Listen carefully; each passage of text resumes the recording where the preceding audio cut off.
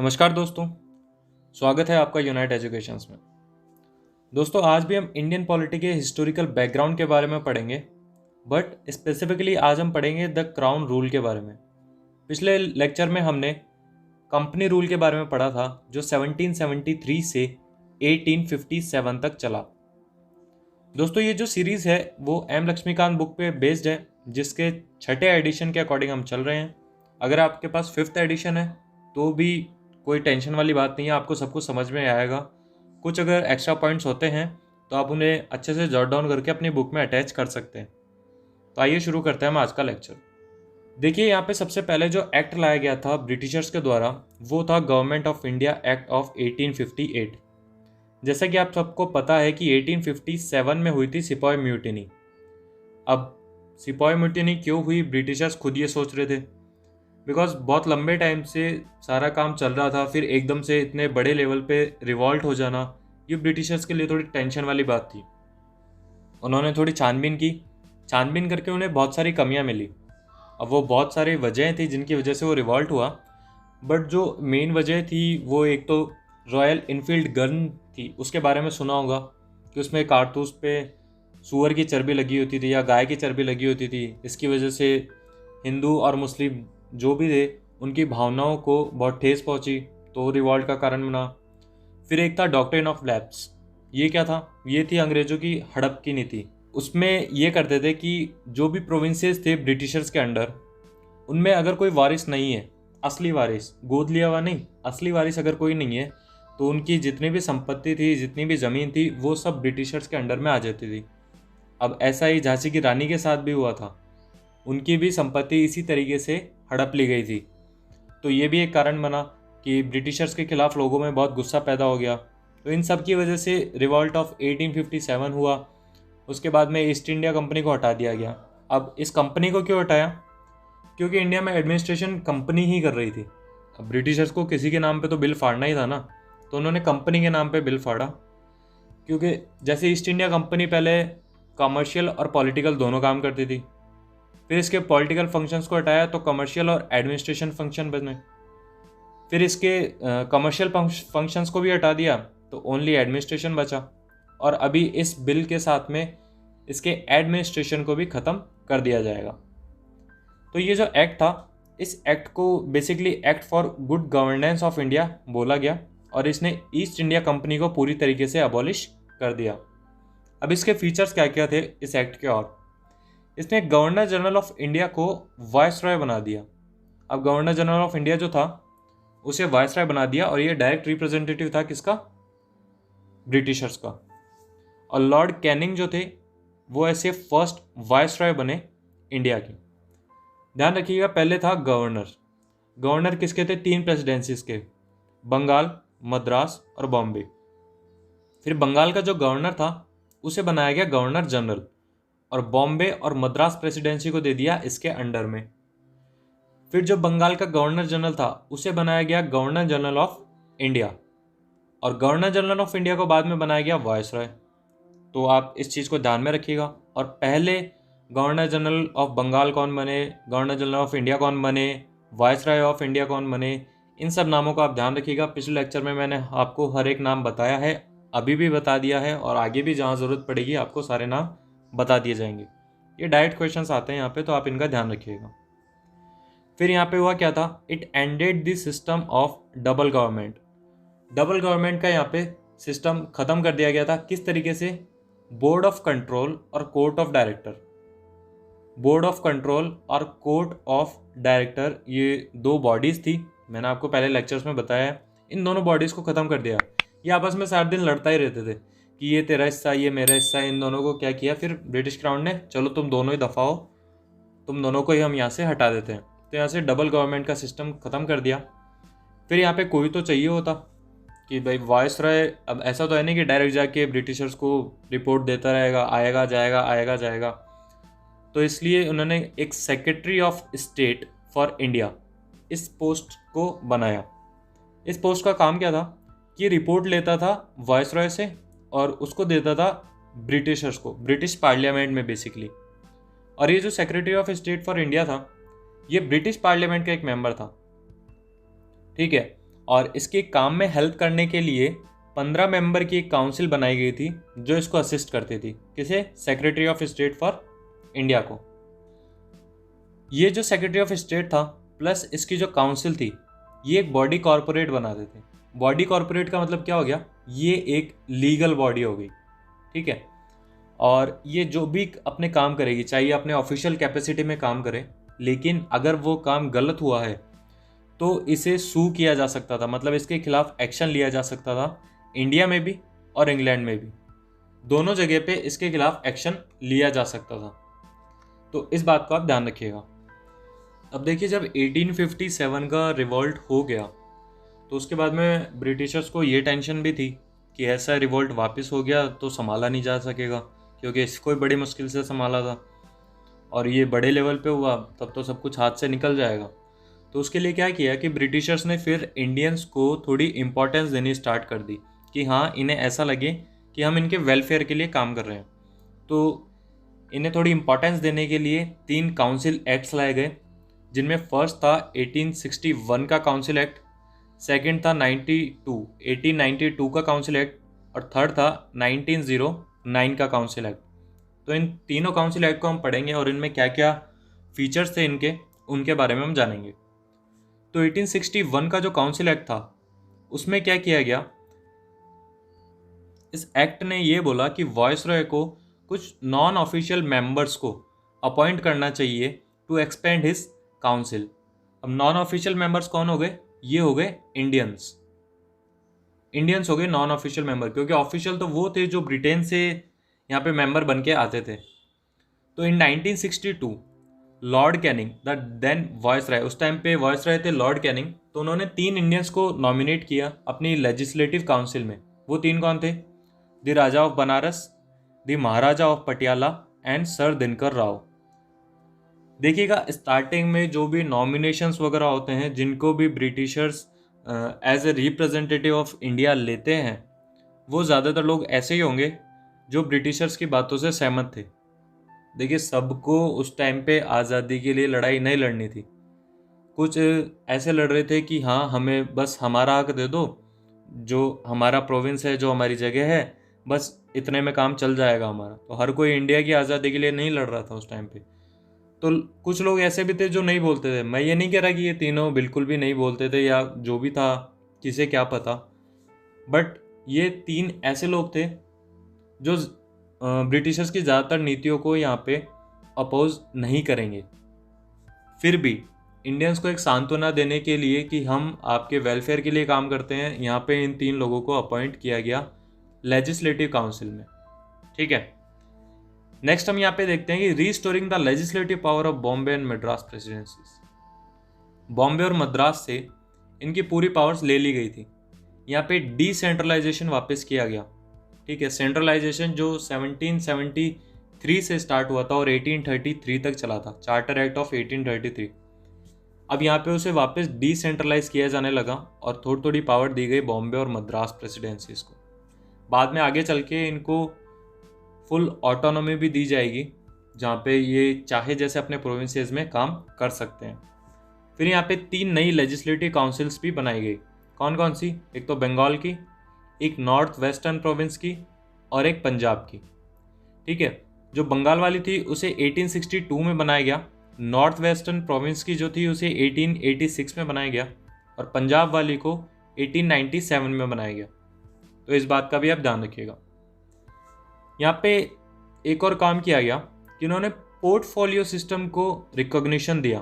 Portfolio system क्या होता है? जो मंत्रालय बने हुए ना आज के टाइम पे, जैसे डिफेंस मिनिस्ट्री है, होम मिनिस्ट्री है, तो इस तरीके से पोर्टफोलियो सिस्टम को यहाँ पे रिकॉग्निशन दी गई। लेकिन रिकॉग्निशन देने से पहले यहाँ पे इंट्रोड्यूस कर दिया था लॉर्ड कैनिंग ने इसे 1859 में, और 1861 का जो एक्ट आया था उस एक्ट में इस सिस्टम को रिकॉग्निशन दे दी गई। और यहाँ पे क्या किया गया था? इसने एम्पावर किया वायसरॉय को टू इश्यू ऑर्डिनेंस। इमरजेंसी की कोई भी अगर स्थिति बनी हुई है तो उसमें वायसरॉय कोई भी ऑर्डिनेंस इशू कर सकता था और उसकी जो लाइफ थी वो होती थी 6 महीने। उस ऑर्डिनेंस को 6 महीने तक वैलिड माना जाता था। अब कोई भी इमरजेंसी सिचुएशन है या नहीं, इसका डिसीजन कौन लेता था? वायसराय और सेक्रेटरी ऑफ स्टेट ये मिलके अपने काउंसिल के साथ में डिस्कस वगैरह करके डिसीजन लेते थे कि हाँ ये इमरजेंसी की सिचुएशन है और इसके अकॉर्डिंग हमें एक ऑर्डिनेंस इशू करना चाहिए। तो इस बेसिस पे यहाँ पे काम होता था। आगे बढ़ने से पहले मैं आप सब लोगों से रिक्वेस्ट करना चाहूँगा कि आप वीडियोस को ज़रूर से लाइक करें और चैनल को सब्सक्राइब करें, अपने दोस्तों के साथ में ज़्यादा से ज़्यादा इसे शेयर करें। एक चीज़ आप ध्यान रखिएगा, अगर आप वीडियो को ओपन करते हैं तो इस वीडियो को पूरा देखिए, बिकॉज अगर आप इसे पूरा नहीं देखते हैं, छोड़ के चले जाते हैं 5-10 सेकेंड चला के, तो इससे बहुत नेगेटिव रिव्यूज़ आते हैं जो यूट्यूब का एल्गोरिथम है उस पर। तो जब आप वीडियो खोल रहे हैं तो प्लीज़ उसे पूरा देखिए, जिससे कि थोड़ी पॉजिटिव रिव्यूज़ जाएं और यूट्यूब अपने आप इन वीडियोस को प्रमोट करना स्टार्ट करें। आप हमें सोशल मीडिया हैंडल्स पे फॉलो कर सकते हैं। टेलीग्राम पे तो आपको हर एक लेक्चर की फ्री PDF भी अवेलेबल होगी। बाकी आप अपनी किसी भी क्वेरी या फीडबैक के लिए हमें इंस्टाग्राम, फेसबुक या टेलीग्राम कहीं भी मैसेज कर सकते हैं। तो आइए अब हम चलते हैं अपने ट्रैक पे वापस। अब देखिए, अगला जो काउंसिल एक्ट आया था वो था 1892 का, काउंसिल एक्ट ऑफ 1892। इसके फीचर्स हम देख लेते हैं क्या क्या थे। तो it increase the number of additional members in the central and provincial legislative councils. इसने यहाँ पे नॉन ऑफिशियल मेंबर्स के जो नंबर थे उसे बढ़ा दिया, लेकिन जो मेजॉरिटी थी वो मेजॉरिटी हमेशा ऑफिशियल मेंबर्स की रही। ठीक है, ऑफिशियल मेंबर कौन से हुए?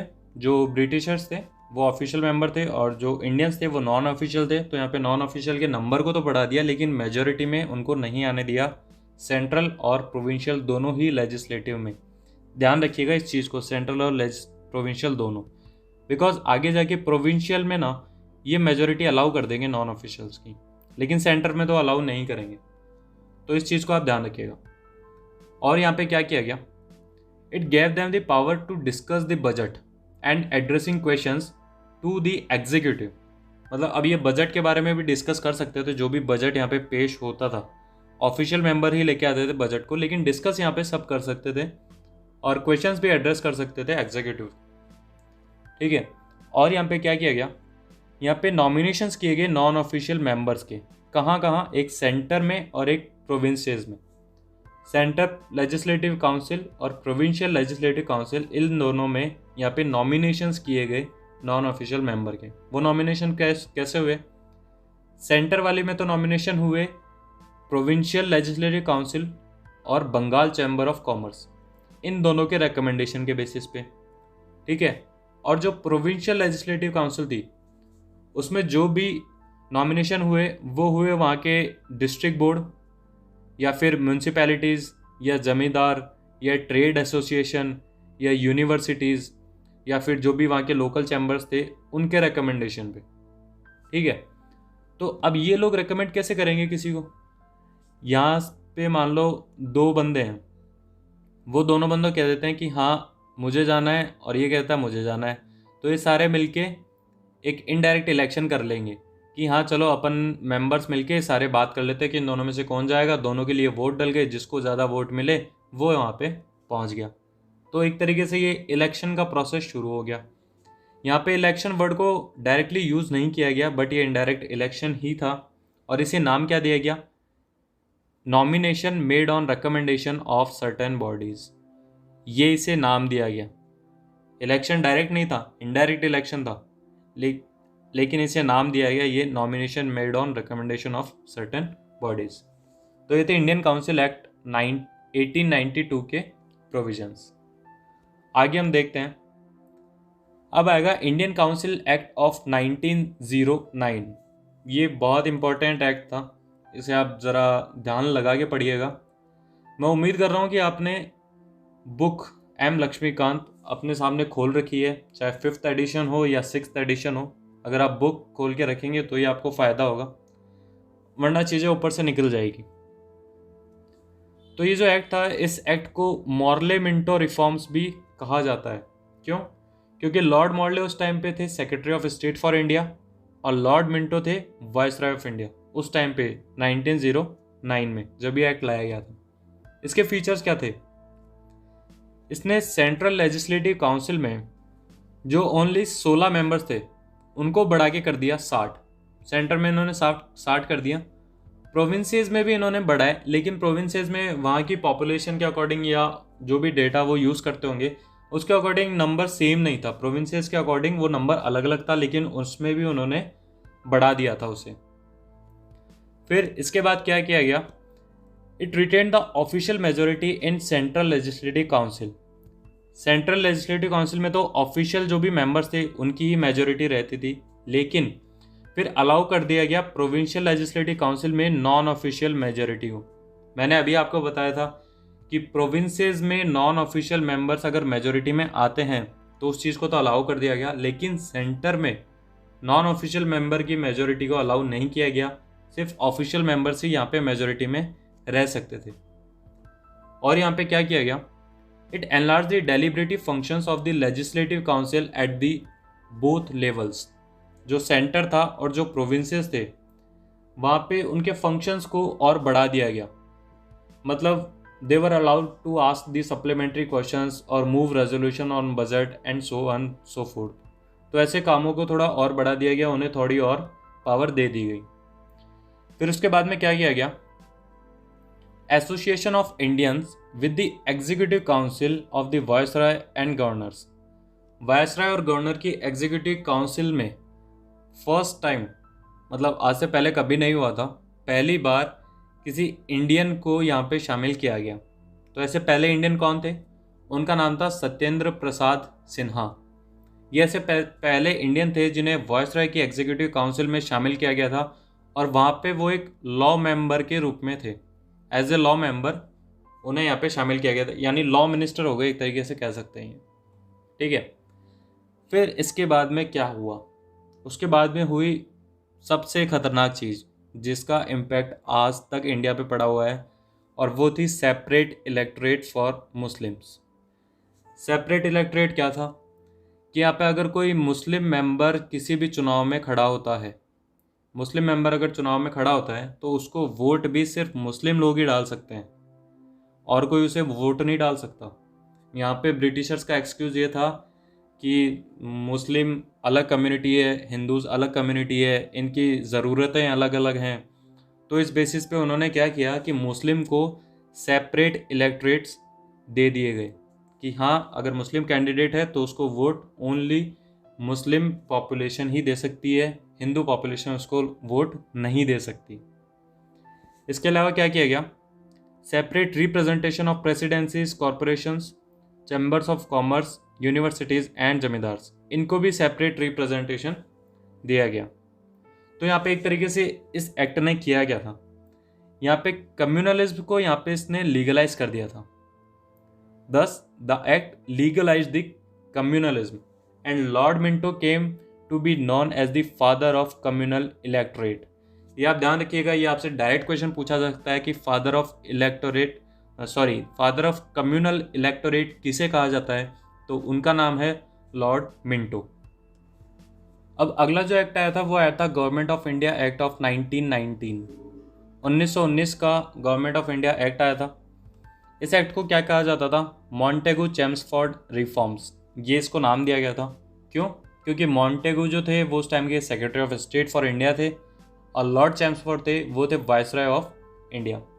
अब इस एक्ट के फीचर्स क्या क्या थे, इसने डीमार्केट किया और सेपरेट किया सेंट्रल और प्रोविंशियल सब्जेक्ट्स को।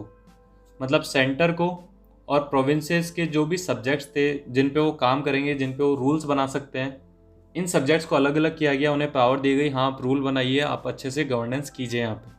लेकिन जो स्ट्रक्चर था गवर्नमेंट का वो हमेशा सेंट्रलाइज रहा कि हाँ जो मेन पावर होगी वो सेंटर के पास में ही होगी, वो प्रोविंसेस को हम मेन पावर नहीं दे रहे हैं, मेन पावर हमेशा सेंटर के पास में ही होगी। फिर यहाँ पे क्या किया गया, प्रोविंशियल जो भी सब्जेक्ट थे उन्हें दो भागों में बांटा। कौन कौन से, एक तो ट्रांसफर सब्जेक्ट और दूसरे रिजर्व सब्जेक्ट। ट्रांसफर सब्जेक्ट में क्या होता था, they were to be administered by the governor with the aid of ministers responsible to the legislative council. Transfer subject पे जो भी रूल्स बनाए जाएंगे, जैसे भी उन्हें इम्प्लीमेंट किया जाएगा, वो गवर्नर अपने मिनिस्टर्स की सहायता से बनाएगा, और वो लेजिस्लेटिव काउंसिल के लिए रेस्पॉन्सिबल भी होंगे कि आपने ये काम किया तो क्यों किया, कैसे किया। सेकंड था रिजर्व सब्जेक्ट। रिजर्व सब्जेक्ट में ये होता था कि गवर्नर अपनी एग्जीक्यूटिव काउंसिल के साथ में उन पे रूल बनाता था, उन्हें इम्प्लीमेंट करता था, लेकिन without being responsible to the legislative council. Legislative council के लिए वो किसी भी तरीके से रेस्पॉन्सिबल नहीं था, जवाबदेह नहीं था। इन सब्जेक्ट्स पे वो जैसे भी कानून बनाए, जैसे भी उनको इम्प्लीमेंट करे, उसकी अपनी मर्जी थी।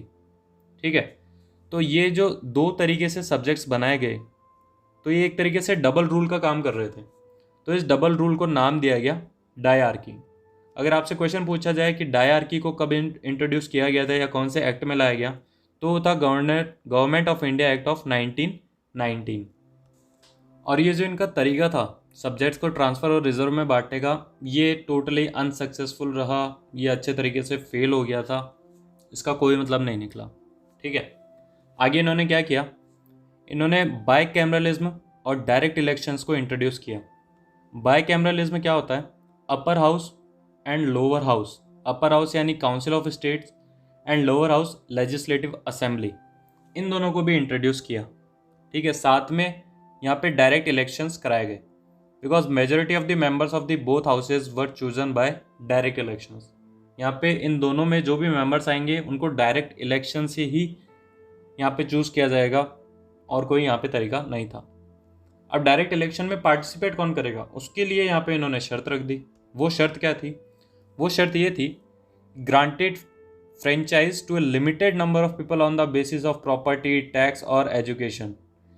कि अब ये इनके एग्जैक्ट फिगर पता नहीं कि क्या थे, बट फॉर एग्जांपल मान लो किसी को कह दिया कि कम से कम आप 12th तक पढ़े हुए होने चाहिए, तो ही आप यहाँ पे वोट दे सकते हैं, या फिर आप 1,000 रुपये तक टैक्स दे रहे हो तो भी आप वोट दे सकते हैं, या फिर आपकी प्रॉपर्टी 1 लाख तक की हो तो आप वोट दे सकते हैं। जस्ट एन एग्जाम्पल, यहाँ पे एग्जैक्ट यहाँ पे डेटा पता नहीं है कि क्या था। तो इस तरीके से इन्होंने वोट देने का जो अधिकार है वो लोगों को दिया। ठीक है, अब तक इन्होंने क्या किया था, यहाँ पे मुस्लिम को जो सेपरेट इलेक्टोरेट दिया था, अब उसे सिख्स, इंडियन क्रिश्चियन और एंग्लो इंडियंस एंड यूरोपियंस, इनको भी यहाँ पे सेपरेट इलेक्टोरेट दे दिया गया। समझ रहे हो यहाँ पे कि यहाँ पे पूरे तरीके से इंडिया को तोड़ने की प्लानिंग चल रही है कि कैसे भी करके इनमें अच्छे से फूट डाल दो, फिर से यूनाइट हो ही नहीं पाएंगे। पहले मुस्लिम्स को अलग किया यहाँ पे, फिर सिख्स, इंडियन क्रिश्चियन और एंग्लो इंडियन और यूरोपियन को भी अलग कर दिया। अभी आगे चलते हैं, आगे तो इनके और भी भयंकर रूप देखने को मिलेंगे। यहाँ पे और क्या किया गया, वायसरॉय की जो एग्जीक्यूटिव काउंसिल थी उसमें 6 मेंबर्स थे। उन 6 मेंबर में से जो 3 थे वो इंडियन होने थे, और वो जो 3 इंडियन थे उनमें से कोई भी कमांडर इन चीफ नहीं बन सकता था। ठीक है, वायसरॉय जो था उसकी एक एग्जीक्यूटिव काउंसिल होगी, उसमें commander in chief executive council में से भी हो सकता था, या उसके अलावा भी कोई एक मेंबर हो सकता था। लेकिन जो ये टोटल 6 मेंबर थे काउंसिल के, उनमें से 3 इंडियन होने थे, और इंडियन कोई भी कमांडर इन चीफ नहीं हो सकता था। ये यहाँ पे इन्होंने शर्त रख दी। और क्या किया गया, एक हाई कमिश्नर फॉर इंडिया बनाया गया इन लंदन। जैसे आज के टाइम पे होते हैं ना एम्बेसडर, अलग अलग इंडिया में हाई कमिश्नर्स होते हैं, एम्बेसडर्स होते हैं, तो वो यहाँ पे ऑफिस इस्टेब्लिश किया गया। और यहाँ पे क्या हुआ, यहाँ पे सेंट्रल पब्लिक सर्विस कमीशन को इस्टेब्लिश किया गया। जैसे आज के टाइम पे यूपीएससी है ना, यूनियन पब्लिक सर्विस कमीशन, वैसे सेंट्रल पब्लिक सर्विस कमीशन को इस्टेब्लिश किया गया 1926 में सिविल सर्वेंट्स के रिक्रूटमेंट के लिए। और यहाँ पे क्या किया, authorise the provincial legislator to enact their budget. यहाँ पे सेंट्रल बजट और प्रोविंशियल बजट, इन दोनों बजट्स को सेपरेट कर दिया गया, और प्रोविंसेस को बोल दिया गया हाँ आप अपना खुद का एक बजट इनेक्ट कर सकते हो। और यहाँ पे क्या किया गया, एक कमीशन बनाया गया। इस कमीशन का काम क्या था कि ये वाला जो एक्ट आया था ना, इस एक्ट के जितने भी रूल्स बनाए गए उन रूल्स को इम्प्लीमेंट किया गया, क्या उन रूल्स का जो रिज़ल्ट है वो सही निकला है। उस पूरे जो रूल बनाया गया था उस रूल की एक तरीके से ऑडिटिंग करनी थी कि जो भी यहाँ पे काम हो रहा है वो सही हो रहा है या नहीं हो रहा है। तो इसके लिए एक स्टैट्यूटरी कमीशन बनाया गया, और ये जो कमीशन है ये मैं आपको बता दूं, इस कमीशन का नाम है साइमन कमीशन। जो सबसे ज़्यादा बदनाम एक कमीशन है इंडिया की तो आप कोई भी बुक उठा लीजिए हिस्ट्री की, उसमें जो सबसे बदनाम चीज़ आपको मिलेगी ना, वो मिलेगी साइमन कमीशन। तो वो जो स्टैच्यूटरी कमीशन था वो साइमन कमीशन ही था। इसके बारे में हम आगे डिस्कस करते हैं। तो देखिए, साइमन कमीशन आ चुका है और ये नवंबर 1927 में आया। ठीक है, 2 साल पहले ही आ गया। इसे शेड्यूल जो किया गया था उससे 2 साल पहले ही आ गया। शेड्यूल के हिसाब से आप कह सकते हैं कि 1919 में तो एक्ट बना था और 10 साल के लिए वो कमीशन बनाया गया था जो उस पूरे एक्ट की ऑडिट करेगा। तो इस हिसाब से 1929 में इस कमीशन को आना था, लेकिन उससे 2 साल पहले ही ये आ गया था under the chairmanship of sir John Simon. इसलिए इसे साइमन कमीशन कहा जाता था कि इसके जो चेयरपर्सन थे वो सर जॉन साइमन थे। अब इस कमीशन को लाया क्यों गया था? जैसा कि मैंने अभी आपको बताया कि जो एक्ट आया था 1919 का, उसकी एक तरीके से ऑडिट करने के लिए इस एक्ट को लाए थे कि हाँ, इंडिया में सही काम हो रहा है या नहीं हो रहा है। तो ये चीज़ कौन बता सकता था? खुद इंडियंस बता सकते थे कि हाँ, सही काम हुआ या नहीं हुआ। लेकिन ये जो कमीशन था इसमें 7 मेंबर थे और सारे के सारे जो थे वो ब्रिटिशर्स थे। अब ब्रिटिशर्स खुद की रिपोर्ट तो गलत क्यों देंगे? इस वजह से जो इंडियंस थे उसने बॉयकॉट किया साइमन कमीशन को। उन्होंने बहुत नारे लगाए, साइमन गो बैक, साइमन वापस चले जाओ, क्योंकि इसका कोई मतलब ही नहीं था। सातों के सातों मेंबर ब्रिटिशर्स थे। ब्रिटेन में तो उन्हीं के फेवर में रिपोर्ट देंगे, असली रिपोर्ट तो इंडियन बताएंगे ना कि हाँ, सही तरीके से चीज़ें इंप्लीमेंट हुई है या नहीं हुई। तो साइमन कमीशन सारी पार्टीज़ के पास गया, इंडियन नेशनल कांग्रेस के पास में गया, उसने मना कर दिया सपोर्ट करने से। मुस्लिम लीग के पास गया, उसने मना कर दिया। तो फिर थक हार के लास्ट में 1930 में साइमन कमीशन ने अपनी रिपोर्ट पेश कर दी। उस रिपोर्ट में इसने क्या बोला?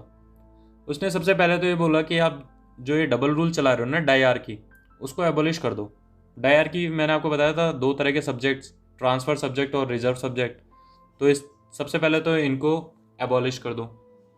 फिर रेस्पॉन्सिबल गवर्नमेंट को एक्सटेंड किया जाए प्रोविंसेस में जितने भी प्रोविंसेस थे वहाँ पे जो भी लेजिस्लेटिव काउंसिल थी, वहाँ पे जिस तरीके से गवर्नेंस होता था उसको थोड़ा एक्सटेंड किया जाए।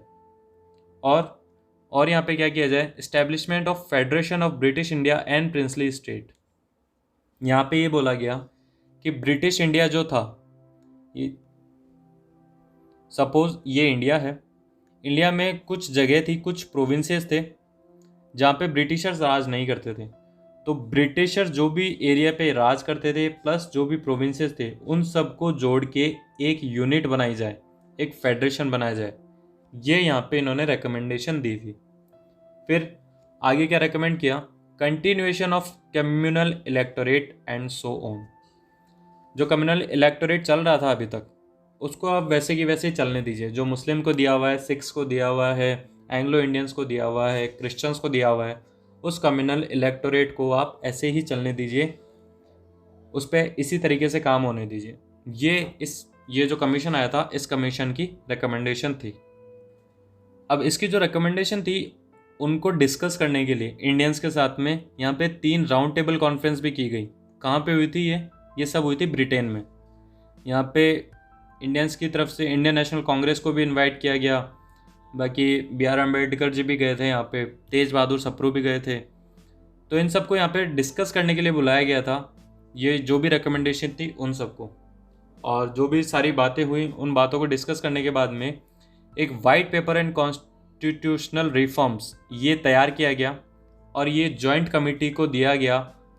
जो वहाँ पे ब्रिटिश पार्लियामेंट थी उसकी जो जॉइंट कमेटी थी उसको दिया गया कि हाँ, आप भी इस पे विचार कर लीजिए क्या है या क्या नहीं है, सही है गलत है, जो भी है। फिर उसके बाद में इसके जो रिकमेंडेशन थे उनको सबको मान लिया गया था ऑलमोस्ट। उसमें कुछ ही चेंजेस किए गए थे, बाकी सबको मान लिया गया था और उसे government of India act of 1935 में इंट्रोड्यूस किया गया। तो यहाँ पे इस एक्ट में हम पढ़ेंगे आगे और क्या क्या फीचर्स इसमें इंट्रोड्यूस किए जाते हैं। आप यहाँ पे मुझे एक क्वेश्चन का आंसर देंगे। 3 राउंड टेबल कॉन्फ्रेंस हुई थी, 3 में से ओनली एक कॉन्फ्रेंस ऐसी थी जिसमें गांधी जी ने पार्टिसिपेट किया था। उस कॉन्फ्रेंस का ईयर कौन सा था वो आप मुझे कमेंट सेक्शन में अभी बताएंगे। अब एक नई चीज़ यहाँ पे ब्रिटिशर्स ने और इंट्रोड्यूस कर दी, और उस एक अतरंगी चीज़ का नाम था कम्युनल अवार्ड। इसने भी बहुत हाउल्ला मचाया भाई इंडिया में। आपको लक्ष्मीकांत बुक में इसका ज़्यादा कुछ पढ़ने को मिलेगा नहीं, बट हाँ ये बहुत ज़रूरी चीज़ है, आप इसको ध्यान से पढ़िए एक बार। अगस्त 1932, इसमें थे साहब रैमसे मैकडोनाल्ड। ये कौन थे? ये थे उस टाइम के ब्रिटिश प्राइम मिनिस्टर। इन्होंने क्या किया, इन्होंने एक स्कीम अनाउंस की रिप्रेजेंटेशन ऑफ माइनॉरिटीज़ की। क्योंकि जो 3 राउंड टेबल कॉन्फ्रेंस हुई थी ना, उनमें B.R. अम्बेडकर भी गए थे इंग्लैंड में, और B.R. अम्बेडकर भी वहाँ पे अपना एक मत प्रस्तुत कर रहे थे कि आपने सबको सेपरेट इलेक्टोरेट दे दिया, मुस्लिम को दे दिया, सिख, एंग्लो इंडियन सबको दे दिया, लेकिन माइनॉरिटीज़ का क्या? जो शेड्यूल कास्ट थी, डिप्रेस क्लासेस थी, उनका क्या? उनके लिए भी तो आप कुछ सोचो। B.R. अम्बेडकर जी ने अपना ये मत वहाँ पे दिया। अब यहाँ पे ब्रिटिश जो गवर्नमेंट थी, उनको मिल गया एक चांस, थोड़ा सा और तोड़ दिया जाए। जब आप इंडिया को इतना ही तोड़ रहे हैं तो थोड़ा सा और तोड़ दो, ज़्यादा मज़ा आएगा ना उनको। तो यहाँ पे कम्युनल अवार्ड को यहाँ पे इंट्रोड्यूस किया गया। इतने सेपरेट इलेक्टोरेट जो थे उसने डिप्रेस क्लासेस तक के लिए एक्सटेंड कर दिया, यानी शेड्यूल कास्ट के लिए यहाँ पे इसे एक्सटेंड कर दिया। गांधी जी को ये बात पसंद नहीं आई कि भाई आपने हिंदू मुस्लिम को तो तोड़ दिया, अब आप हिंदुओं को और तोड़ना चाहते हो और अंदर तक उनको तोड़ना चाहते हो। तो गांधी जी उस टाइम पे यहाँ पे बैठ गए अनशन पे। उस टाइम पे जो पूना की यरवदा जेल थी उसमें गांधी जी को बंद किया हुआ था, उन्हें सज़ा हो रखी थी उस टाइम पे। तो गांधी जी उसी जेल में बैठ गए अनशन पे कि मैं मरूंगा तब तक ना अन्न का दाना खाऊंगा ना जल पीऊंगा। क्यों? क्योंकि आपने ये कम्युनल अवार्ड्स अनाउंस कर दिए, आप तो हिंदुओं को भी तोड़ने लग गए। फिर उसके बाद में B.R. अम्बेडकर जी से बात की गई, उनसे सलाह मशवरा किया गया, उन्हें थोड़ा समझाया गया। फिर गांधी जी और B.R. अम्बेडकर जी के बीच में वहाँ पे एक समझौता हुआ जिसे पूना पैक्ट नाम दिया गया। पूना पैक्ट में समझौता क्या हुआ था कि it retained the joint Hindu electorate, मतलब जो भी हिंदू थे वो सारे मिलके ही अपना जो चुनाव है वो करेंगे। जैसे पहले हिंदू का अलग होता था, मुस्लिम का अलग होता था, फिर हिंदुओं को इन्होंने बांटने की कोशिश की कम्युनल अवार्ड्स के थ्रू, लेकिन इस चीज़ को यहाँ पे कैंसिल कर दिया गया। ठीक है, and it gave reserve seats to the depress classes. Gandhi ji ने यहाँ पे बोला कि चुनाव उसी तरीके से होंगे, पूरे हिंदुओं के एक साथ होंगे, लेकिन जो आपकी शेड्यूल कास्ट है उनके लिए सीट रिजर्व कर दी जाएगी। जितने भी परसेंट या जितने भी नंबर ऑफ सीट्स थे यहाँ पे वो रिजर्व कर दी जाएगी शेड्यूल कास्ट के लिए भी। तो B.R. अम्बेडकर जी इस पे सेटिस्फाई हो गए। देखिए यहाँ पे B.R. अम्बेडकर जानते थे कि अंग्रेज जो हैं वो किसी के सगे नहीं है, अंग्रेज़ों का काम खत्म और वो हमें लात मारेंगे। ये B.R. अम्बेडकर को अच्छे तरीके से पता था, बहुत पढ़े लिखे आदमी थे, लेकिन उन्हें एक चीज़ की टेंशन भी थी। आप कितनी भी बड़ी बड़ी बातें कर लीजिए, लेकिन उस टाइम पे हिंदुस्तान की एक सच्चाई ये भी थी कि वहाँ पे जो शेड्यूल कास्ट थी, डिप्रेस क्लासेस थी, उनके साथ में बहुत भेदभाव किया जाता था। उनको अपने बराबर बैठने नहीं देते थे, आप एक घड़े से पानी नहीं पी सकते। तो इन सब चीज़ों की वजह से B.R. अम्बेडकर जो खुद एक शेड्यूल कास्ट से थे, उनको ये टेंशन थी कि भाई अंग्रेज चले जाएंगे उसके बाद तो वही वापस कहानी हो जाएगी, हमें तो कुछ मिलेगा ही नहीं। इस वजह से उन्होंने ये सब मांगे रखी थी और लास्ट में उनको ये मिल गया कि उनके लिए सीट्स रिजर्व कर दी जाएगी डिप्रेस क्लासेस के लिए। ठीक है, तो ये था कम्युनल अवार्ड के बारे में। अब हम आगे चलते हैं। अब यहाँ पे आएगा government of India act of 1935। ये भाई साहब एक बहुत बड़ा डॉक्यूमेंट था। ये मान लीजिए आप पूरा कॉन्स्टिट्यूशन ही उन्होंने लाके एक साथ रख दिया था। इसमें 321 तो सेक्शन थे और 10 शेड्यूल्स थे। इतना बड़ा डॉक्यूमेंट था कि अगर इसको कोई पूरा पढ़ाने भी लगे ना, तो इस डॉक्यूमेंट को पढ़ाते पढ़ाते कम से कम भी नहीं तो 20 से 25 वीडियो बन जाएंगे। इतना बड़ा ये एक अकेला डॉक्यूमेंट था। तो इसके जो भी मेन प्रोविजंस थे उसको हम यहाँ पे डिस्कस करेंगे। तो यहाँ पे क्या किया गया, सबसे पहले तो यहाँ पे इस्टेब्लिशमेंट किया गया all India federation consisting of provinces and princely states. जैसा कि साइमन कमीशन ने अपनी रिपोर्ट में बोला था, उसके अकॉर्डिंग यहाँ पे एक ऑल इंडिया फेडरेशन बना दिया गया। फिर आगे क्या हुआ, यहाँ पे फेडरल लिस्ट, प्रोविंशियल लिस्ट और कंकरेंट लिस्ट, ये 3 बनाई गई और तीनों में अलग अलग आइटम बनाए गए कि सेंटर के जो भी सब्जेक्ट्स हैं उन पे सेंटर रूल बनाएगा, प्रोविंसेस के जो सब्जेक्ट हैं उन पे प्रोविंस रूल बनाएंगे, और जो भी कंकरेंट लिस्ट में उन पे दोनों मिलके रूल बनाएंगे और मेजॉरिटी यहाँ पे सेंटर की होगी। जैसे कि आज के टाइम पे होता है ना यूनियन लिस्ट और स्टेट लिस्ट और कंकरेंट लिस्ट, वो लिस्ट यहाँ से आई थी। और जो भी रेजिड्यूरी पावर थी रेजिडुअरी पावर कौन सी होगी कि फेडरल लिस्ट, प्रोविंशियल लिस्ट और कंकरेंट लिस्ट, इन तीनों में जो भी चीज़ नहीं आ पाई है उससे रिलेटेड जो भी पावर थी वो पावर दे दी गई वायसराय को। लेकिन ये वाली जो स्कीम थी ना, ये स्कीम हो गई फेल। ये स्कीम फेल क्यों हुई? क्योंकि प्रिंसली स्टेट्स ने यहाँ पे सपोर्ट नहीं किया। अब उनको क्या दिक्कत आ गई भाई, उन्होंने सपोर्ट क्यों नहीं किया? अब एक बात सोच के देखिए, मैंने आपको एक दायरा दे रखा है, मान लो 100 किलोमीटर तक का। 100 किलोमीटर की रेडियस में जितना भी एरिया है उस एरिया में रूल आप बनाओगे, वहाँ पे एडमिनिस्ट्रेशन आप करोगे, प्रॉफिट लॉस सब आपका। आपको बस एक हिस्सा मुझे देना है, जो भी टैक्स के रूप में या कैसे भी, बाकी अपना पूरा हुक्म आप यहाँ पे चलाओगे। अब यहाँ पे क्या कह रहे हैं, ऑल इंडिया फेडरेशन जब बना तो प्रिंसली स्टेट और ब्रिटिश रूल जो भी इंडिया था उस सब को एक कर दिया गया। जो भी यहाँ पे राज चलेगा वो ब्रिटिशर्स का चलेगा। तो क्यों दोगे? प्रिंसली स्टेट्स ने ये बोला कि हम अपना राजपाट क्यों दें किसी और को। ये काम भाई पहले कर लेते तो यहाँ पे अंग्रेज इतना टाइम तक राज नहीं करते ना। पहले तो बड़ा उनके साथ साथ जा रहे थे सब। तो यहाँ पे प्रिंसली स्टेट्स ने मना कर दिया, इसलिए ये इनकी स्कीम फेल हो गई। अब आगे यहाँ पे और क्या किया गया, it abolish the diarchy in provinces and introduce provincial autonomy. Provincial autonomy दे दी गई, डायआर्की को ख़त्म कर दिया गया। डायआर्की मैंने बताया था आपको, ट्रांसफ़र सब्जेक्ट और रिजर्व सब्जेक्ट, इसे बिल्कुल ख़त्म कर दिया गया। फिर the governor was required to act with the advice of ministers responsible to provincial legislature. जो भी वहाँ का गवर्नर था किसी भी प्रोविंस का, उन्हें ऑटोनॉमी तो मिल गई प्रोविंशियल। अब वो जो अपने जो मिनिस्टर थे उनकी एडवाइस पे वहाँ पे काम करेगा और प्रोविंशियल लेजिस्लेटर के लिए वो रेस्पॉन्सिबल भी होगा। This came into effect in 1937 and discontinued in 1939। तो 1937 से 1939 तक चली थी प्रोविंशियल ऑटोनॉमी। ठीक है। एक चीज़ यहाँ पे और की गई, adoption of dyarchy at the centre. मतलब प्रोविंसेस से तो इन सब्जेक्ट्स को हटा दिया गया था, ट्रांसफर सब्जेक्ट और रिजर्व सब्जेक्ट, लेकिन यहाँ पे सेंटर में ट्रांसफ़र और रिजर्व सब्जेक्ट की जो डायआर्की थी उस डायआर्की को यहाँ पे अडॉप्ट कर लिया गया। लेकिन वही बात है, जब ये स्कीम इनकी प्रोविंसेस में चली नहीं थी, जब डायआर्की को यहाँ पे अबॉलिश कर दिया था प्रोविंसेस में, तो सेंटर में कहाँ से चलती? तो सेंटर में भी ये डायआर्की अनसक्सेसफुल रही थी। आगे हम देखें तो 6 out of 11 provinces, total 11 provinces थे, उनमें से 6 जो प्रोविंसेस थे उनमें बाईकैमरलिज्म को यहाँ पे इंट्रोड्यूस कर दिया गया। कौन कौन से स्टेट थे वो थे Bengal, Bombay, Madras, Bihar, Assam and the united provinces. इनमें बाईकैमरलिज्म को इंट्रोड्यूस कर दिया गया, मतलब वहाँ पे अपर हाउस और लोअर हाउस वाला सिस्टम स्टार्ट कर दिया गया। फिर आगे यहाँ पे क्या हुआ, यहाँ पे कम्युनल रिप्रेजेंटेशन, इस सिस्टम को इन्होंने यहाँ पे वापस इंट्रोड्यूस कर दिया कि यहाँ पे इन्होंने सेपरेट इलेक्टोरेट दे दिए, किसे? डिप्रेस्ड क्लासेस को। जो पहले पूना पैक्ट हुआ था ना उसमें कैंसिल हो गए थे ये, लेकिन यहाँ पे वापस डिप्रेस्ड क्लासेस को दे दिए गए, यानी शेड्यूल कास्ट को।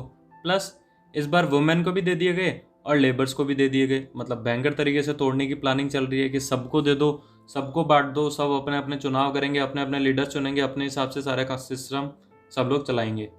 तो इस तरीके से इन्होंने प्लान बनाया था कि इंडिया को जितना हो सके उतना तोड़ दो। आगे यहाँ पे क्या किया गया, it abolish the council of India established by the government of India act of 1858। 1858 में एक काउंसिल ऑफ इंडिया बनाई गई थी, उसको यहाँ पे एबॉलिश कर दिया गया।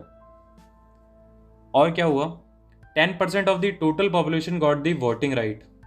10% को यहाँ पे वोटिंग राइट दिए गए। इस दायरे को बढ़ा दिया। जैसे पहले टैक्स, एजुकेशन और प्रॉपर्टी, इनके बेसिस पे उन्हें वोटिंग राइट मिल रहे थे, अब उसको टोटल कर दिया गया 10%। इसमें भी इन्होंने अपनी कुछ शर्तें रखी थी, वो भगवान ही जाने कौन है। और क्या किया गया, ये एक बहुत मेन प्रोविज़न था इसका, establishment of reserve bank of India. यहाँ पे रिजर्व बैंक ऑफ इंडिया को इस्टेब्लिश किया गया इस 1935 के एक्ट के थ्रू। ठीक है। आगे यहाँ पे federal public service commission, provincial public service commission और जॉइंट पब्लिक सर्विस कमीशन की स्थापना की गई। फेडरल तो मतलब सेंटर का, प्रोविंशियल स्टेट का, और एक से ज़्यादा स्टेट यानी 2 या 2 से ज़्यादा स्टेट का अगर एक साथ काम करता है तो उसके लिए जॉइंट पब्लिक सर्विस कमीशन, ये यहाँ पे इस्टेब्लिश किए गए। फिर यहाँ पे एक फेडरल कोर्ट का भी इस्टेब्लिशमेंट किया गया, जिसे 1937 में इस्टेब्लिश किया गया था। तो ये सब 1935 के गवर्नमेंट ऑफ इंडिया एक्ट में सारे काम किए गए। अगर आपको इस वीडियो में कुछ भी कोई भी पॉइंट समझ में नहीं आता है तो आप कमेंट सेक्शन में ज़रूर बताइए कि आपको ये वाला पॉइंट समझ में नहीं आया था। मैं अपनी पूरी कोशिश करूँगा कि आपका वो वाला पर्टिकुलर जो पॉइंट है उसको क्लैरिफाई करूँ, चाहे मैं कमेंट में टेक्स्ट के थ्रू करूँ या मैं आपको कोई वीडियो प्रोवाइड कराऊँ फर्दर वीडियोस में मैं उसका क्लैरिफिकेशन दूँ, कैसे भी करूँ, लेकिन मैं उसको पूरी कोशिश करूँगा कि आपका पॉइंट क्लियर करूँ। साथ ही दोस्तों, ऐसे वीडियोस बनाने में ना बहुत मेहनत लगती है। एक वीडियो को तैयार करने में कम से कम 5 से 6 घंटे लग जाता है। आपको तो आधे घंटे का वीडियो मिलता है, लेकिन 5 से 6 घंटे का समय लग जाता है। तो आप इन्हें लाइक, सब्सक्राइब और शेयर, ये वाली चीज़ का आप थोड़ा ध्यान रखें, because this is the least that you can contribute to any creator on YouTube.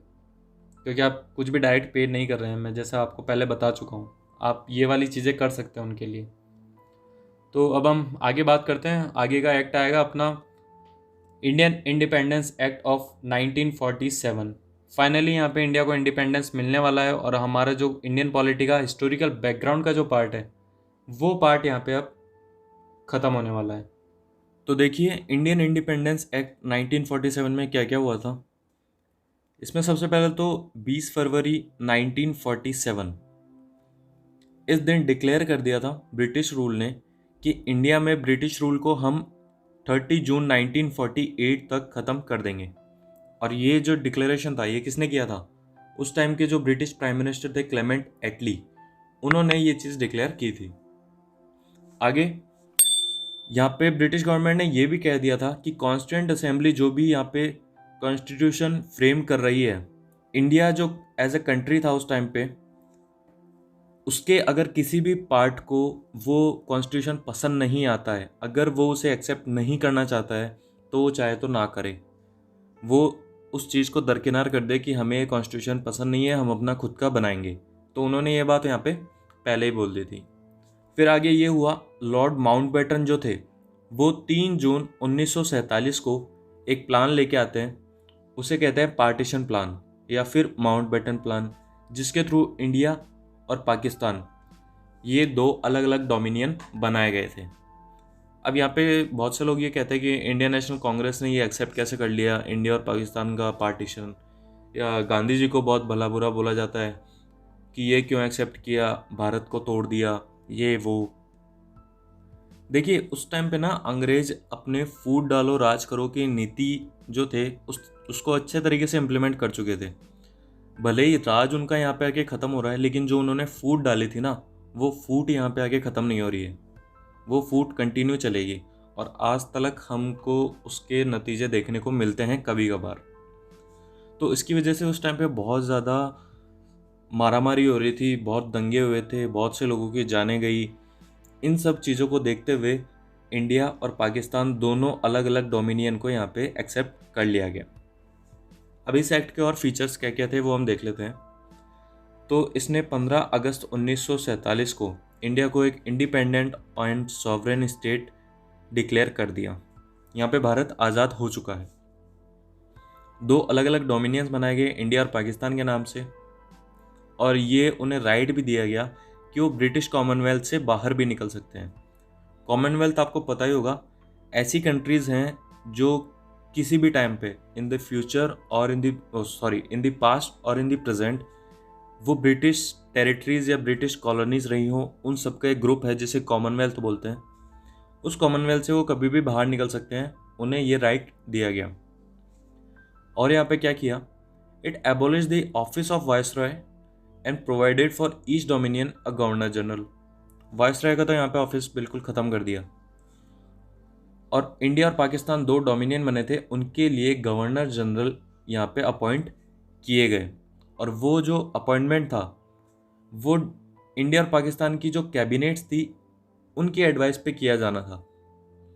India और पाकिस्तान जिसे बोलेंगे उसे ही गवर्नर जनरल बनाया जाएगा उनके डोमिनियन का। यहाँ पे ये प्रोविज़न रखा गया। आगे देखें, कॉन्स्टिट्यूएंट असेंबलीज जो थी दोनों डोमिनियन की, उन्हें ये राइट दिया गया to form and adopt any constitution of their respective nations. अपने अपने देश के लिए वो कोई भी कॉन्स्टिट्यूशन को अडेप्ट कर सकते हैं। और क्या कर सकते हैं, ब्रिटिश पार्लियामेंट ने कोई भी जो एक्ट बनाया था उनके लिए अभी तक, उसे वो रिपील कर सकते हैं, और including the Indian independence act itself. मतलब ये जो इंडियन इंडिपेंडेंस एक्ट बनाया ना 1947 का, ब्रिटिश पार्लियामेंट ने बनाया था इंडिया के लिए, इसको भी वो रिपील कर सकते हैं, यानी इसको भी दरकिनार कर सकते हैं कि हम इस एक्ट को नहीं मानेंगे, और इससे पहले के भी किसी भी एक्ट के लिए बोल सकते हैं, और अपने मन मर्जी का कोई भी कॉन्स्टिट्यूशन वो अडॉप्ट कर सकते हैं अपने अपने देश के लिए। नेक्स्ट यहाँ पे ये हुआ, it abolish the office of the secretary of state for India. इस ऑफिस को भी यहाँ पे एबॉलिश कर दिया गया। It granted the freedom to the Indian princely state इधर to join dominion of India और डोमिनियन ऑफ पाकिस्तान और रिमेन इंडिपेंडेंट। ये जाते जाते फिर से ख़राब काम कर गए, यहाँ पे फिर से फूट डाल गए एक तरीके से। प्रिंसली स्टेट को बोल दिया अगर आपकी मर्ज़ी हो तो इंडिया को ज्वाइन करो, अगर आपकी मर्ज़ी हो तो पाकिस्तान को ज्वाइन करो, और अगर आप चाहते हो तो आप इंडिपेंडेंट भी रह सकते हो। तो यहाँ पे कुछ प्रिंसली स्टेट्स थी जिन्होंने मना कर दिया कि हमें पाकिस्तान को भी ज्वाइन नहीं करना और हमें इंडिया को भी ज्वाइन नहीं करना। जैसे जम्मू एंड कश्मीर तो है ही, उसके अलावा हैदराबाद भी थी। हैदराबाद में फिर पुलिस एक्शन करवाना पड़ा था, उसके थ्रू उसे इंडिया में मिलाया गया था, क्योंकि हैदराबाद आप देखिए ना तो वो पाकिस्तान का हिस्सा रह सकता था, पाकिस्तान से इतना दूर था, और इंडिया के अंदर रह के इंडिया से अलग रहना इट वाज नॉट पॉसिबल। तो फिर हैदराबाद को पुलिस एक्शन के थ्रू इंडिया में मिलाया गया था। तो यहाँ पे भी ये लोग गलत काम कर गए। बाकी जम्मू एंड कश्मीर की कहानी तो आप सभी लोगों को पता है। आज तक मतलब अंग्रेज़ों ने जो जो काम में लापरवाही की, उसके नतीजे आज तक भुगतने पड़ रहे हैं इंडिया और पाकिस्तान दोनों को। खैर आगे चलते हैं, हम अपने बात करते हैं कॉन्स्टिट्यूशन के बारे में। गवर्नेंस जो थी दोनों डोमिनियंस की, यानी इंडिया और पाकिस्तान की जो भी गवर्नेंस थी, और यहाँ के प्रोविंसेस जो थे वहाँ की गवर्नेंस थी, वो गवर्नमेंट ऑफ इंडिया एक्ट 1935 के अकॉर्डिंग ही चलनी थी। कब तक? जब तक कि दोनों डोमिनियंस के नए कॉन्स्टिट्यूशन फ्रेम नहीं हो जाते। कि उन्होंने ये तो कह दिया कि आप नए कॉन्स्टिट्यूशन बना लो, लेकिन उस टाइम पे हैंडी तो था नहीं कॉन्स्टिट्यूशन कि हैंड टू हैंड इम्प्लीमेंट कर दे। तो जब तक नए कॉन्स्टिट्यूशन बनेंगे तब तक गवर्नमेंट ऑफ इंडिया एक्ट 1935 के थ्रू वहाँ पे गवर्नेंस किया जाना था। फिर यहाँ पे क्या हुआ, it deprived the British monarch of his right to veto the bill and ask for reservation of certain bills. British monarch जो थे उन्हें इंडिया से रिलेटेड किसी भी बिल के लिए वीटो या फिर उनके रिजर्वेशन के लिए कि हाँ इस चीज़ को इतना रिजर्व रखो, ये करो वो करो, इन सब चीज़ों से उनको अब डिप्राइव कर दिया गया। उन्हें कोई राइट नहीं था ये सब काम करने का। लेकिन वो जो राइट था वो अभी भी गवर्नर जनरल के पास में था। क्यों? क्योंकि गवर्नर जनरल को यहाँ पे हेड बनाया गया था इन डोमिनियंस का, इस वजह से उन्हें ये पावर दी गई थी। आगे ये किया गया, it designated the governor general of India and provincial governor as constitutional heads of the state. जैसा कि आपको बताया मैंने कि गवर्नर जनरल जो थे और जो भी वहाँ पे प्रोविंसेस थे उनके गवर्नर्स जो थे उन्हें कॉन्स्टिट्यूशन हेड बनाया गया। जैसे आज के टाइम पे होते हैं ना गवर्नर और प्रेसिडेंट, तो वहाँ पे गवर्नर जनरल को आप कह सकते हैं प्रेसिडेंट, और गवर्नर्स तो गवर्नर्स थे ही, तो इन दोनों को हेड्स बनाया गया। आगे ये हुआ, it drop the title of emperor of India from the royal titles of the king of England. King of England जितने भी होते थे ना पहले, वो ये टाइटल अपने पास रखते थे एम्परर ऑफ इंडिया का। इसे भी ड्रॉप कर दिया गया कि अब आप इस टाइटल का यूज नहीं कर सकते। आगे, it discontinued the appointment of civil services and reservation of post by the secretary of state for India. पहले जो सिविल सर्विसेज के लिए या फिर किसी भी अदर पोस्ट के लिए रिजर्वेशन किया जाता था सेक्रेटरी ऑफ स्टेट के द्वारा, उसे डिसकंटिन्यू कर दिया गया। मतलब इंडिया में अगर सिविल सर्विसेज के कोई भी इंडियंस जो हैं वो अगर ज्वाइन करते हैं तो वो तो कंटिन्यू रहेगा, लेकिन ब्रिटिशर्स की तरफ से जो भी सिविल सर्विसेज यहाँ पे अपॉइंट होते थे या सेक्रेटरी ऑफ स्टेट की तरफ से जो भी अपॉइंट होते थे, उस चीज़ को डिसकंटिन्यू यहाँ पे कर दिया गया। और यहाँ पे क्या बोला कि जो भी मेंबर्स थे सिविल सर्विसेज के जो वहाँ पे काम कर रहे थे और ब्रिटिशर्स थे, 15 अगस्त 1947 तक उन्हें पूरे बेनिफिट्स दिए जाएंगे, सिविल सर्विसेज के पूरे बेनिफिट्स दिए जाएंगे। उसके बाद में वो अपना बोरिया बिस्तर बांध के वापस इंग्लैंड चले जाएंगे, लेकिन जो इंडियंस थे वो अपना काम कंटिन्यू रखेंगे।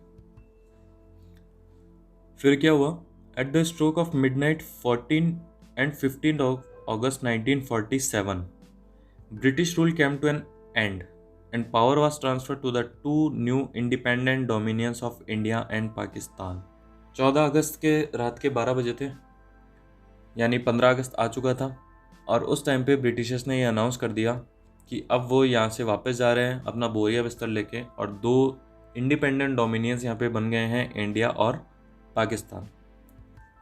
लॉर्ड माउंटबेटन वो भारत के फर्स्ट गवर्नर जनरल बने थे of the new dominion of India, and he sworn in Jawaharlal Nehru as the prime minister of India. ठीक है, तो स्वतंत्र भारत के यानी इंडिपेंडेंट इंडिया के फर्स्ट गवर्नर जनरल कौन थे? तो वो थे लॉर्ड माउंटबेटन। इस नाम को आप ध्यान रखिएगा। और जो फर्स्ट प्राइम मिनिस्टर थे वो तो खैर आपको पता ही है, वो थे जवाहरलाल नेहरू। और जो कॉन्स्टिट्यूंट असेंबली बनी थी इंडिया की, जो 1946 में फॉर्म की गई थी, वो बनेगी parliament of the Indian dominion. तो ये था 1947 का इंडिपेंडेंस एक्ट। अब ये एक लिस्ट है इंटरिम गवर्नमेंट की जो 1946 में बनाई गई थी। इसमें टोटल 14 मेंबर्स हैं, और इन मेंबर्स में से जो आपके सामने हाईलाइटेड मेंबर्स हैं उनका आप ध्यान रखिएगा, बिकॉज ये फेमस नाम है और इन नाम के बेसिस पे आपको पूछा जा सकता है कि इंटरिम गवर्नमेंट में इनका काम क्या था, इनका काम क्या था। तो इस तरीके से डायरेक्ट क्वेश्चंस आपसे पूछे जा सकते हैं। और ऐसी ही एक लिस्ट है first cabinet of free India की। तो 1947 में इंडिया आज़ाद हो गया था, उसके बाद में कॉन्स्टिट्यूशन पूरा तैयार हो गया था। तो जो पहली कैबिनेट थी उसमें कौन कौन मेंबर थे वो ये सब हैं, और इनके पोर्टफोलियोज जो थे उनका आप ध्यान रखिएगा। जैसे जवाहरलाल नेहरू का कौन सा पोर्टफोलियो था, सरदार वल्लभ भाई पटेल का कौन सा था, doctor Rajendra Prasad, Maulana Abul Kalam Azad, doctor John Mathai, ये सब फेमस नाम है, तो ये आपसे पूछे जा सकते हैं। जैसे डॉक्टर श्यामा प्रसाद मुखर्जी, ये भी एक जाना माना नाम है। तो इन सब चीज़ों का आप ध्यान रखिएगा। तो ये था आज का लेक्चर। आई होप मैंने आपके इस लेक्चर के साथ में जस्टिस किया हो। Thank you very much for watching this video. Have a great day.